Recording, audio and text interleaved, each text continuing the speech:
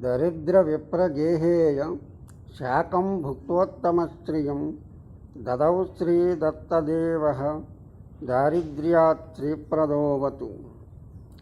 దరిద్ర విప్రుని శాకము గైకొని అతని వాకిట నిక్షేపాన్ని